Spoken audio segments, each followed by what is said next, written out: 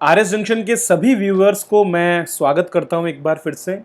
उम्मीद करता हूं कि 27 और 28 जनवरी की तिथि को ध्यान में रखते हुए आप तन मन और धन सबसे जुटे होंगे अपनी तैयारी में। ठीक है, तो इसी क्रम में आज मैं आपकी थोड़ी सी हेल्प के लिए जो है एक वीडियो लेकर आया हूं और इस वीडियो में हम कुछ ट्रिक्स सीखेंगे, कुछ चीज़ें समझेंगे या ध्यान देने योग्य बातों को जानेंगे जो कि आपके जो उत्तर लेखन है उसको बेहतर बनाती है। ठीक है, तो ये एक तरीका है दोस्तों और इसे सीखा जा सकता है। देखो, answer writing is an art, ये कला है और इस कला को सीखा जा सकता है यदि हम प्रयास करें तो एक बार कुछ रूल्स अगर हम समझ लें और उसके बाद हम प्रश्नों पर अभ्यास करें तो उससे ज़्यादा इफेक्टिव रिजल्ट आपको मिलेंगे। तो इसीलिए मैं कुछ प्रश्न लेकर आया हूं पिछले वर्ष के और उन्हीं के आधार पर मैं आपसे चर्चा करने वाला हूं। चलिए तो शुरुआत करते हैं। शुरुआत करने से पहले मैं आपको कुछ बातें बताना चाहता हूं। अगर हम आरपीएससी की इस परीक्षा की ओर देखें, आरएस मुख्य परीक्षा की ओर, तो आप सभी जानते हैं कि लगभग 800 अंकों का जो है हमारे 4 पेपर हैं और इन 4 पेपर्स में से अगर हम बात करें तो 250 मार्क्स जो है आपके आउट ऑफ 600, हिंदी इंग्लिश के पेपर को छोड़ दें तो 600 में से 250 मार्क्स के प्रश्न आपके 10 मार्क्स वाले होते हैं, अर्थात 25 प्रश्न आपको ऐसे मिलते हैं जिनमें आपको सीधे सीधे 10 नंबर के प्रश्न दिए जाते हैं। ठीक है, और मैं ये मानता हूं कि इन 250 मार्क्स वाले क्वेश्चन में आप आसानी से 150 प्लस मार्क्स प्राप्त कर सकते हैं यदि आपने उत्तर लेखन को सीख लिया हो तो। यहां पर कई बार हमारे पास डेटा कम होते हुए भी बेहतर उत्तर लिखे जा सकते हैं क्योंकि इन प्रश्नों में वर्तमान में जो पैटर्न देखने को मिल रहा है वो थोड़ा सा विश्लेषणात्मक ज़्यादा मिल रहा है। मतलब आपको उपलब्ध संसाधनों के आधार पर खुद ये सोचना पड़ता है कि उस उत्तर को और बेहतर कैसे बना सकते हैं। तो देखिए दोस्तों, आंसर राइटिंग शुरू करने से पहले सबसे पहली जरूरी चीज़ है डेटा या नॉलेज, जिसको हम कह सकते हैं। तो बेसिक नॉलेज आपको होनी चाहिए, ये मैं कह रहा हूँ। ठीक है, और अगर ऐसा नहीं है तो आप कोई भी प्रश्न का आंसर सही तरीके से नहीं दे सकते, बशर्ते अगर प्रश्न में सीधा ही कुछ फैक्ट्स आपसे पूछे गए हैं। जैसे कि मान लीजिए इकोनॉमी के खास करके जो प्रश्न पूछे जाते हैं जिसमें किसी क्षेत्र विशेष की योजनाओं को सूचीबद्ध करने के लिए पूछ लिया जाए, जैसे कि पिछले कुछ वर्षों में पूछा गया है कि स्वास्थ्य क्षेत्र में राजस्थान में चल रही विभिन्न योजनाओं को संक्षेप में समझाइए। अब 10 नंबर का ऐसा प्रश्न पूछ लिया तो आपको लगभग 12 से 15 जो भी योजनाएं चल रही है उनको पॉइंट वाइज जो है एक जगह स्टोर करना पड़ता है, उनको लिखना पड़ता है क्रमबद्ध रूप से। ठीक है, तो वहां पर तो इतनी दिक्कत नहीं है अगर आपने पढ़ा है और जनरली हम इन चीजों को पढ़ते हैं तो हमें वो याद भी रहता है। लेकिन कुछ प्रश्न ऐसे होते हैं जो हमें विचलित करते हैं क्योंकि उनकी शब्दावली ऐसी थोड़ी सी होती है या घुमा फिरा करके वो पूछे जाते हैं कि हम जानते हुए भी उनका उत्तर नहीं दे पाते हैं। आज हम ऐसे ही एक दो प्रश्नों पर चर्चा करेंगे जो आरएस 2021 में पूछे गए हैं। पहला प्रश्न हम देख लेते हैं, जो है राजस्थान के शास्त्रीय साहित्य में चारण साहित्य की महत्ता का परीक्षण करें। तो पेपर 1 में आपके पिछले वर्ष ये प्रश्न पूछा गया था। अब इस प्रश्न को देखते ही आप में से कई लोगों ने अपने दिमाग के घोड़े दौड़ाना शुरू किए होंगे, जिन्होंने पेपर दिया होगा, और उन्होंने ये सोचा होगा कि चारण साहित्य के बारे में पूछा गया है तो अब हमको जो है बड़ी मात्रा में जो चारण साहित्य है उससे जुड़े हुए जो फैक्ट्स हैं वो आने चाहिए, वो आएंगे तभी जा करके हम इसका उत्तर दे पाएंगे। लेकिन दोस्तों ये बिल्कुल भी सही तरीका नहीं है प्रश्नों के उत्तर देने का। यहाँ पर केवल चारण साहित्य से जुड़े हुए लेखकों और उनकी साहित्यिक रचनाओं को सूचीबद्ध कर देना ही काफी नहीं होगा। यहाँ पर हमको प्रश्न को एक बार फिर से गहराई से पढ़ना पड़ेगा, तब जाकर के और जो है हम इसका सही उत्तर दे पाएंगे। तो प्रश्न पूछा जा रहा है तो हमें थोड़ा अंडरलाइन करना पड़ेगा उन बिंदुओं को जिन बिंदुओं पर एम्फेसिस किया गया या जोर दिया गया है। तो राजस्थान के शास्त्रीय साहित्य में चारण साहित्य की महत्ता, ठीक है, और आगे है परीक्षण। अगर हिंदी में कोई शब्द समझ में नहीं आ रहा है तो हम क्या कर सकते हैं, हम अंग्रेजी भाषा का जो है मदद ले सकते हैं। तो ऊपर आप देख सकते हैं कि सिग्निफिकेंस ऑफ चारण लिटरेचर, ठीक है, चारण साहित्य की महत्ता। अब हम इसको हिंदी में और भी शब्द बोल सकते हैं जैसे कि महत्व, ठीक है, या इंग्लिश में हम इसको क्या बोल सकते हैं, इंपॉर्टेंस भी हम बोल सकते हैं। In classical literature of Rajasthan, तो राजस्थान का जो क्लासिकल लिटरेचर है, अब राजस्थान का लिटरेचर बहुत लंबा चौड़ा है, हम सब ने राजस्थान के लिटरेचर को पढ़ा है। डिंगल और पिंगल दोनों में भाषाओं में हमारे पास में गद्य और पद्य दोनों शैलियों में राजस्थान का विस्तृत साहित्य देखने को मिलता है। ठीक है, उसमें हम जैन साहित्य भी देखते हैं, हम जो हमारा लोक संत साहित्य है उसको भी हम देखते हैं, हमारे पास में संस्कृत साहित्य बड़ी मात्रा में उपलब्ध है, और इसके साथ साथ चारण साहित्य भी उसके एक अंग के रूप में है, और अलग अलग कालखंडों में इनका विकास हुआ है। ठीक है, अब हमसे जो काम बोला गया है वो है परीक्षण करने का। क्या परीक्षण करना है? महत्व का परीक्षण करना है कि क्या जो चारण साहित्य है वो हमारे पूरे के पूरे क्लासिकल लिटरेचर में कोई महत्व रखता है या फिर उसका कोई विशेष महत्व नहीं है। तो इस मुद्दे का हमको यहां पर क्या करना है? परीक्षण करना है, एग्जामाइन करना है हमको। और किसी चीज को जब हमें एग्जामाइन करना होता है तो हम एग्जामिनेशन हमेशा तथ्यपरक करते हैं। जैसे कि आपका एग्जामिनेशन भी आरपीएससी तथ्यों के आधार पर लेती है, आपकी नॉलेज को देखती है, आपके व्यक्तित्व का परीक्षण करती है, सारा सब कुछ करती है। तो उसी तरह हमको भी चारण साहित्य का यहाँ पर परीक्षण करना होगा तत्कालीन संदर्भ में, क्योंकि साहित्य का काम होता है दोस्तों एक तो तत्कालीन समाज जो है उसकी और उसके अलग अलग वर्गों की स्थिति को दर्शाना। ठीक है, और दूसरा साहित्य का एक और महत्वपूर्ण काम है जो मूल्य उस समय उस समाज में प्रचलित हैं उनकी जानकारी, तथ्यपरक जानकारी देना। अब उसमें चारण साहित्य कितना खरा उतरते हैं उस मुद्दे पर हमको यहाँ पर बात करना है। तो हम शुरुआत में राजस्थान का जो शास्त्रीय साहित्य है उसकी विविधता पर चर्चा करते हुए फिर चारण साहित्य पर आ सकते हैं और संक्षेप में चारण साहित्य का वर्णन कर सकते हैं। इसमें हमें बहुत सारे ग्रंथों के नाम लिखने की या बाकी चीज़ों की आवश्यकता नहीं है। तो हम सीधा सीधा बता सकते हैं कि राजस्थान में जो लंबी अवधि है उसके दौरान अलग अलग विधाओं में साहित्य का विकास हुआ है, जिसमें संस्कृत, जैन, संत साहित्य आदि के साथ साथ चारण साहित्य भी महत्वपूर्ण है। ठीक है, अब हमको इसके बाद में चारण साहित्य के वर्गीकरण को कर देना है। तो सबसे पहला काम तो हम जो शास्त्रीय साहित्य है, पहला पॉइंट हमारा जो शास्त्रीय साहित्य है उसमें चारण साहित्य के स्थान की बात हम कर देंगे कि चारण साहित्य उसमें कैसे सम्मिलित है, उसके विविधता को दर्शाते हुए चारण साहित्य को भी हम यहाँ पर दर्शा देंगे शास्त्रीय साहित्य में। दूसरा काम हम करेंगे संक्षेप में जानकारी। ठीक है, संक्षेप में जो भी इसकी जानकारी है, जैसे कि हम कह सकते हैं कि चारण साहित्य का विकास जो है राजा महाराजाओं के संरक्षण में, ठीक है, जो एक विशेष समुदाय है, ठीक है, उसके द्वारा किया गया, जिसके अलग अलग जो प्रकार हैं, जिसमें सारे के सारे प्रकार हम बता सकते हैं, जो सोरठा हो गया, छंद हो गया, वचनिका हो गया, ठीक है, दुहा हो गया, ये सारे जितने भी प्रकार हैं उन सबको हम मेंशन करते हुए और यहाँ पर बता सकते हैं कि बड़ी मात्रा में कई कृतियों की रचना की गई है। अब उसमें फिर से आप कुछ कृतियों के नाम भी यहाँ पर दे सकते हैं। ठीक है, वंश भास्कर हो, चाहे आपका पृथ्वीराज रास हो, जितना भी है दो चार आपने एक साथ उसमें दे दी। अब हम फिर आगे बिंदुवार जो है अब कोशिश करेंगे कि चारण साहित्य कैसे महत्वपूर्ण है। ठीक है, तो सबसे पहले तो हम ये बताएंगे कि साहित्यिक दृष्टि से जो चारण साहित्य है इसकी सबसे बड़ी जिम्मेदारी है कि तत्कालीन इतिहास पर प्रकाश डालना।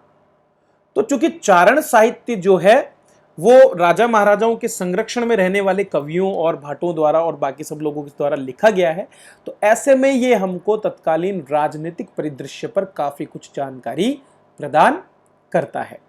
ठीक है, इसके साथ साथ जो भी युद्ध हुए, ठीक है, इन पर हमें जानकारी मिलती है। तत्कालीन जो सामाजिक स्थिति है, ठीक है, समाज की जो स्थिति, क्योंकि कभी भी राजनीतिक स्थिति को दर्शाने के साथ साथ साहित्य हमको समाज की स्थिति पर भी जानकारी देता है। अब चारण साहित्य से भी हमको बहुत कुछ पता चलता है कि उस समय अलग अलग वर्गों का वर्गीकरण कैसे था, ठीक है, धर्म के प्रति क्या नीति थी और बाकी बहुत सी चीज़ों पर चारण साहित्य हमको जानकारी देता है। उस चीज़ पर हम यहाँ पर एक एक बिंदु लिख सकते हैं। ठीक है, इतना तो हमारे पास 3 या 4 बिंदु जब हम लिख देंगे उसके बाद में हम थोड़ा सा, चूंकि हमको परीक्षण करना है, तो हम ये भी कह सकते हैं कि निश्चित रूप से चारण साहित्य के द्वारा हमको काफ़ी कुछ जानकारी जो है मिलती है राजस्थान के संबंध में। और लेकिन इसके साथ साथ कई जगह पर चारण साहित्य में अतिशयोक्तिपूर्ण जो है प्रशंसा या बाकी चीज़ें भी की गई है, अर्थात चीज़ों को बहुत ज़्यादा बढ़ा चढ़ाकर भी लिखा गया है, क्योंकि हमें परीक्षण करना है तो थोड़ा सा हमको क्रिटिकली भी यहाँ पर जाना पड़ेगा। एग्जामाइन करते टाइम हमको अगर 70% हम उसके पक्ष में अगर हम बात कर रहे हैं, उसको महत्व दे रहे हैं, तो थोड़ा सा हमको कंक्लूजन करते समय ये भी करना पड़ेगा कि जो है निश्चित रूप से ये ऐतिहासिक संदर्भों में बहुत विस्तृत जानकारी हमको प्रदान करते हैं, लेकिन इसके साथ साथ इनको अध्ययन करते समय हमें थोड़ा सावधानी बरतने की जरूरत है, क्योंकि इनका जो विकास है वो संरक्षण में हुआ, और संरक्षण में कई बार जो है जो पारदर्शिता है, या जिसको हम कह सकते हैं कि तटस्थता या निष्पक्षता जो है, वो कहीं ना कहीं कॉम्प्रोमाइज यहाँ पर कर जाती है। तो इस तरह की चीजों को कवर करते हुए 100 शब्दों में अगर आप उत्तर लिखने का प्रयास करेंगे तो आसानी से आप इसका उत्तर लिख सकते हैं। मैं चाहता तो आपको पहले से प्री डिफाइंड आंसर दे सकता था, लेकिन इस पूरी प्रोसेस के दौरान आपने अपने दिमाग को सोचने में लगाया होगा, और वही सबसे महत्वपूर्ण है। तो अगली बार से जब भी आप कोई प्रश्न करें तो इसी तरह से करें। चलिए अगले प्रश्न की तरफ बढ़ते हैं और देखते हैं दूसरा एक और प्रश्न, जिसने भी कुछ ऐसा ही सोचने पर, बौद्धिक जुगाली करने पर आपको मजबूर किया, और उस प्रश्न में भी कम डेटा होते हुए भी आप बेहतर उत्तर लिख सकते थे। तो अगले प्रश्न की ओर बढ़ने से पहले आप सभी की तैयारी में मदद करने के लिए आरएस जंक्शन पर आरएस का मेंस का टेस्ट सीरीज भी एक हमारा शुरू हो रहा है 5 नवंबर से, विजय श्री के नाम से। और निश्चित रूप से हम मानते हैं कि ये विजय श्री की ओर आपको लेकर जाएगा। तो ऑनलाइन मोड में हिंदी और इंग्लिश दोनों मीडियम में आप कॉपीज दे सकते हैं, ठीक है। 3999 केवल मात्र 4000 रुपये में 31 अक्टूबर तक ये कोर्स आप ज्वाइन कर सकते हैं। टोटल 15 टेस्ट हम इसमें देने वाले हैं, और इसके अंतर्गत आपको नवीनतम पैटर्न पर हमारे पेपर्स मिलेंगे, ठीक है। विस्तृत आंसर की आपको इसमें मिलने वाली है, और आरएस की सेलेक्टेड टीम, जिसमें मैं हूँ, मेरे साथ में आपके मनीष सर हैं, उनके द्वारा जांच इसकी की जाएगी। तो कोई असफल छात्र या मेंस फेल्ड छात्र आपकी कॉपियाँ जांच नहीं करेंगे, मतलब कि जिन्होंने मेंस बार बार पास किया है वो छात्र आपका ये कॉपियाँ चेक करने वाले हैं, ठीक है। मेंटरशिप आपको मिलेगी पूरी, आप जैसे चाहे, हमारा डिस्कशन का ग्रुप होगा, उसमें आप पूरा बात कर सकते हैं, ठीक है। फुल पेपर सॉल्यूशन आपको पीडीएफ में उपलब्ध कराया जाएगा, मतलब विस्तार से आपको पूरे प्रश्नों के उत्तर यहाँ पर दिए जाएंगे जो भी हम देंगे, ताकि आप उनको देख करके ये अंदाजा लगा सके कि सही उत्तर कैसे लिखा जा सकता है, ठीक है। तो आप मुझे कांटेक्ट कर सकते हैं व्हाट्सएप पर इस नंबर पर, या फिर हमारी वेबसाइट online.rs junction पर जा सकते हैं। हमारी एप्लीकेशन भी है जो कि प्ले स्टोर पर है, आरएस जंक्शन के नाम से, उसे आप डाउनलोड करके वहां पर भी इसे ज्वाइन कर सकते हैं। चलिए अगले प्रश्न की तरफ बढ़ते हैं। अगला प्रश्न है हमारा विश्व इतिहास से। बहुत अच्छा प्रश्न पूछा गया था दोस्तों। तो प्रश्न को पढ़ते हैं एक बार, और पढ़ने में ही देख कर ही कई बच्चों ने तो इसको छोड़ दिया, क्योंकि बहुत लंबा चौड़ा दिख रहा था, और इस लंबी चौड़ाई को देख करके कई बच्चों ने इस प्रश्न को देखा ही नहीं, क्योंकि कैसे करें इतना लंबा चौड़ा प्रश्न, अरे राम राम राम, डर लगता है ना। लेकिन डरना नहीं है, क्योंकि ऐसे लंबे प्रश्न अक्सर सरल होते हैं, ये आप मान करके चलिए। और जब आप इस प्रश्न का उत्तर देख लेंगे तो आप खुद कह देंगे कि हाँ सर, निश्चित रूप से इस तरह के प्रश्न सरल होते हैं। तो प्रश्न को पढ़िए। औद्योगिक क्रांति न केवल, क्या लिखा हुआ है, औद्योगिक क्रांति न केवल एक प्रौद्योगिकीय क्रांति थी, बल्कि एक सामाजिक आर्थिक क्रांति भी थी। क्या थी? सामाजिक आर्थिक क्रांति भी थी, जिसने लोगों के उसके बाद रहने के ढंग को भी परिवर्तित कर दिया था। क्या कर दिया था? परिवर्तित कर दिया था। अब ये एक बार हमने पढ़ लिया, चलो कुछ चीजें हमको यहां से समझ में आई, कुछ शब्द दिखे, औद्योगिक क्रांति हमको दिखा, ठीक है, एक प्रौद्योगिकी क्रांति एक और शब्द हमको दिखा। उसके बाद जब हमने आगे देखा तो हमको एक और शब्द देखने को मिला, क्या? सामाजिक आर्थिक क्रांति, ठीक है। और फिर आगे एक और शब्द मिला कि रहने के ढंग में परिवर्तन, ठीक है। ये सारी चीजें हमको इसमें देखने को मिली, और इन्हीं सारे बिंदुओं को समाहित करते हुए हमको उत्तर लिखना पड़ेगा, ठीक है। इस चीज पर हमको ध्यान देना पड़ेगा। चलिए, तो अब हम देख लेते हैं कि कैसे हमको इसका उत्तर देना है। तो सबसे पहले तो है औद्योगिक क्रांति, ठीक है, हम अंडरलाइन कर लेंगे। दूसरा है प्रौद्योगिकी क्रांति, या फिर बोल सकते हैं तकनीकी क्रांति। तीसरा है सामाजिक आर्थिक क्रांति, और चौथा है रहने के ढंग में परिवर्तन, ठीक है। हमें विवेचना करनी है, और डिस्कशन करने में हम अपने ज्यादा आइडिया नहीं देते हैं, हम सीधा उस बिंदु पर जानकारी देने का प्रयास करते हैं। तो डिस्कशन नहीं करना है, केवल विवेचना करनी है। तो सीधा हम इस चीज को बता देंगे कि हाँ बिल्कुल आप जो करे वो बिल्कुल सही है, और उस चीज को हम प्रूफ करने की कोशिश करेंगे कि कैसे औद्योगिक क्रांति ने प्रौद्योगिकीय बदलाव भी किए, और उसके साथ साथ सामाजिक और आर्थिक बदलाव भी किए। तो सबसे पहले हम उस कालखंड की बात कर लेंगे जिस कालखंड में ये आई। तो 18th और 19th सेंचुरी जो है उसके साथ हम शुरू करेंगे कि 18वीं और 19वीं शताब्दी के दौरान पूरे यूरोप में, ठीक है, पूरे यूरोप में औद्योगिक क्रांति जो है उसकी शुरुआत और विकास हुआ, और इसने प्रौद्योगिकी के साथ साथ समाज और अर्थव्यवस्था में भी बड़ी मात्रा में बदलाव किए। चूंकि ये बदलाव अल्प समय में हुए इसलिए हम इसके लिए शब्द का प्रयोग करते हैं क्रांति। जब कभी कोई बड़े बदलाव बहुत कम समय में होते हैं तब शब्द प्रयोग किया जाता है क्रांति। जैसे कि अमेरिकी क्रांति, फ्रांसीसी क्रांति, कभी भी नहीं बोलते हम भारतीय क्रांति, हम क्या बोलते हैं भारतीय राष्ट्रीय संग्राम या आंदोलन। क्रांति क्यों नहीं बोलते भारतीय क्रांति? क्योंकि भारत में जो आजादी का कार्य है वो 1857 से लेकर के और 1947 तक एक लंबी अवधि में हुआ है। लेकिन अगर हम बात करें अमेरिका की तो देखिए आप 1765 से लेकर के और 1776 तक एक अल्प अवधि के अंदर अमेरिका को स्वतंत्रता मिल गई। फ्रांस की बात करें तो 1700 लगभग 87-88 शुरू हुआ, 89 में उन्होंने घोषणा की और उसके बाद में 1795 में आते आते जो है उनके आतंक के शासन और बाकी सब चीजों का अंत हो गया। तो यहां से पता चलता है कि ये क्रांतियां हैं। तो औद्योगिक क्रांति भी क्रांति इसलिए है क्योंकि इस दौरान जो भी तकनीकी बदलाव, जो भी सामाजिक और आर्थिक बदलाव हो रहे हैं वो एक बहुत कम समय में, केवल 2 शताब्दियों के भीतर उतने बदलाव हो गए जितने पिछली 2000 शताब्दियों में भी नहीं हुए थे। ठीक है, तो अब हम बताएंगे कि प्रौद्योगिकी क्रांति कैसे है। तो प्रौद्योगिकी क्रांति में हम पहले बताएंगे कि प्रौद्योगिकी क्रांति के लक्षण जो हम बता सकते हैं कैसे। कृषि में बदलाव, कृषि तकनीक में बदलाव जिस तरह से हुए वो हम बताएंगे कि किस तरह से 4 फसली जो है पद्धति का प्रयोग करना शुरू हुआ, औजारों की तकनीक में बदलाव हुआ। ठीक है, इसके साथ साथ आपके फसल चक्र का प्रयोग करना शुरू हुआ, ये सारी चीज़ें इसके अंतर्गत कृषि तकनीक में बदलाव हुआ। इसके बाद उद्योगों की तकनीक में बदलाव हुआ, जैसे कि आप देखते हैं स्पिनिंग जेनी जो है उसका आविष्कार किया गया और सूत काटने की मशीनों का आविष्कार किया गया, और भी बहुत से जो अलग अलग है, ताकि कपड़ा उद्योग में, खास करके कपास उद्योग में, इनमें हमने देखा कि बहुत तेजी से बदलाव हुए, बुनाई के तरीके बदले, ये सारा सब हुआ। इसके बाद में परिवहन के क्षेत्र में हम देखते हैं तो भाप के इंजन के आविष्कार का जो है हम यहाँ पर देखते हैं। तो भाप का इंजन होने से बड़ी बड़ी नावों का और जहाज़ों का निर्माण होने लगा और एक बहुत बड़ी तेजी से जो है माल का आवागमन इधर उधर होने लगा।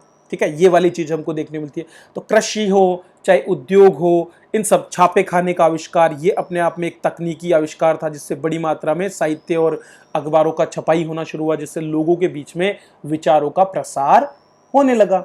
ये सब प्रौद्योगिकी क्रांति के लक्षण हम 3 से 4 लाइनों में बताएं, क्योंकि हमारे पास लिमिटेड स्कोप है जगह का।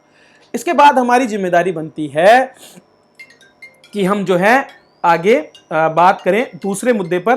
तो अगर हम देखें तो दूसरा मुद्दा है हमारा सामाजिक और आर्थिक क्रांति। ठीक है, अब सामाजिक आर्थिक क्रांति की जब हम बात करेंगे तो हम ये देखेंगे कि समाज पर और अर्थव्यवस्था पर क्या प्रभाव पड़ा।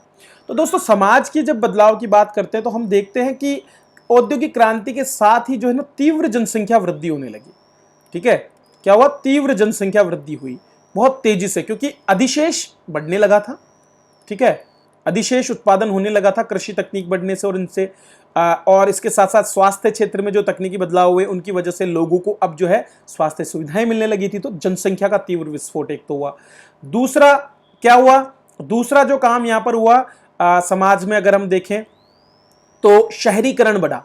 अब जो है चूंकि कृषि में सामंतवाद का पतन हो गया, कृषि तकनीक में वृद्धि होने से अब कम मजदूरों की आवश्यकता थी, तो लोग बेरोजगार होने लगे और उन लोगों ने शहरों की ओर रुख किया और शहरों के जो कारखाने हैं उनमें ये काम करने लगे। तो यहां से तेजी से शहरों में उद्योगों की स्थापना के साथ शहरीकरण में वृद्धि होने लगी।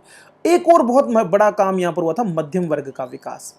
मध्यम वर्ग का ये विकास हम देखते हैं प्रोफेशनल्स के रूप में, जब शिक्षकों, अध्यापकों, वकीलों, ठीक है, पेशेवर डॉक्टर्स और इन सब लोगों के वर्गों का जब उदय होने लगा, तो इनकी वजह से समाज का जो उस समय का ताना बाना था, जो पहले एस्टेट व्यवस्थाएं जो उस समय वहां पर चलती थी, या जो त्रिस्तरीय जैसे पादरी, कुलीन वर्ग और उसके बाद में तृतीय स्टेट वाले जो लोग थे, उनके स्तर में बदलाव कर मध्य वर्ग बीच में आ गया।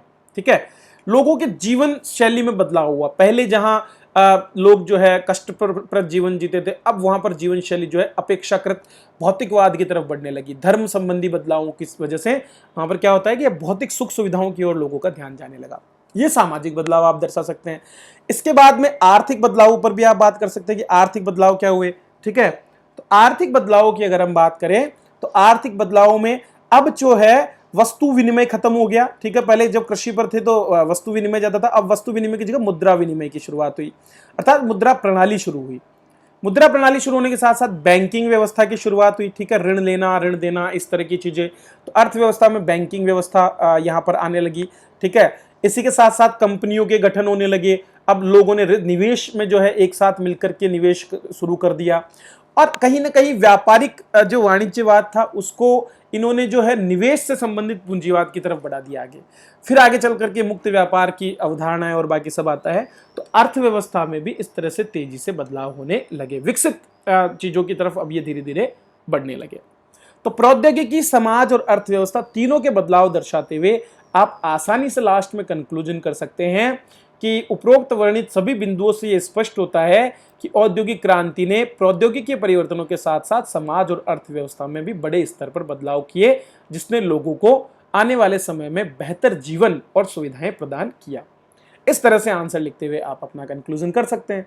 अब देखो, मैंने कोई डेटा नहीं दिया आपको, इस पूरे के पूरे प्रश्न में मैंने कोई डेटा नहीं दिया, लेकिन मैं ये मानता हूं कि ऐसा प्रश्न का उत्तर लिखने के बाद आपको 6 से लेकर के 7 नंबर आराम से मिल जाएंगे, और अगर ये मिल जाते हैं, अच्छा अगर कोई चेक करने वाला होगा तो 8 नंबर भी दे देगा, ठीक है। अगर इतने नंबर अगर हम ले लेते हैं तो हमारा जो लक्ष्य है उसकी पूर्ति यहां पर हो जाती है।